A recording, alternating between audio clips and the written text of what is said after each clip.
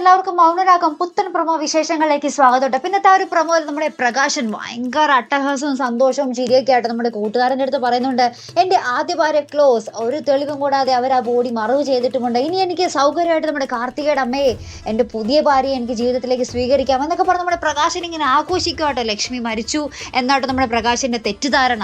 അപ്പുറത്താണെങ്കിൽ നമ്മുടെ മനു, നമ്മുടെ മനോഹർ, നമ്മുടെ ഷാരീനെ ഭയങ്കരമായിട്ട് ഭീഷണിപ്പെടുത്തുന്നുണ്ട്. എന്നോടുള്ള ദേഷ്യമാണല്ലേ ഭർത്താവിന് തലമണ്ടടിച്ച് പൊട്ടിച്ചേ എന്നൊക്കെ നമ്മുടെ ഷാരിയോട് പറയുന്നുണ്ട്. അപ്പൊ ഷാരി ആണെങ്കിൽ ആകെ ഭ്രാന്ത് പിടിച്ച അവസ്ഥയിലാണ്. ഭർത്താവിന്റെ സ്വഭാവം ഇങ്ങനെ, മരുമോനാണെങ്കിൽ അതിലേ പാറും ഇങ്ങനെ.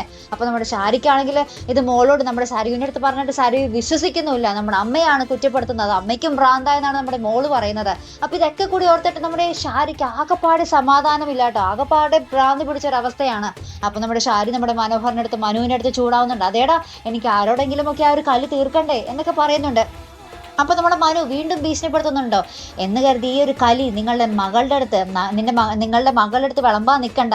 എന്നെപ്പറ്റി നിങ്ങളുടെ മകളുടെ അടുത്ത് ഇനിയെങ്ങാനും വിളമ്പിയാൽ എനിക്കും പലതും പറയേണ്ടി വരും എന്നൊക്കെ പറഞ്ഞ് നമ്മുടെ മനു വീണ്ടും ഭീഷണിപ്പെടുത്തുന്ന ഒരു ദൃശ്യങ്ങൾ തന്നെയാട്ടോ നമുക്ക് ആ ഒരു മൗനരാഗം പുത്തൻ പ്രൊമോയിൽ കാണുവാൻ സാധിക്കുന്നത്. പിന്നെ എങ്ങനെയൊക്കെ ആകും കഥ അല്ലേ?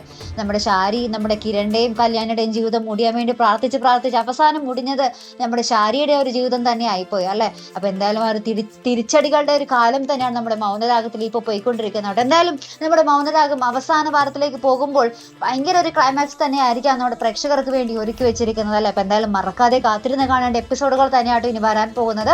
അപ്പോൾ എന്തായാലും നമുക്ക് നോക്കാം. അപ്പോൾ ഇതുപോലുള്ള പ്രൊമോ റിവ്യൂസിനും എപ്പിസോഡ് റിവ്യൂസിനും ഒക്കെ നിങ്ങൾ മറക്കാതെ ചാനൽ സബ്സ്ക്രൈബ് ചെയ്യുക. അടുത്തൊരു വീഡിയോയുമായി വരുന്നത് വരയ്ക്കും ഗുഡ് ബൈ.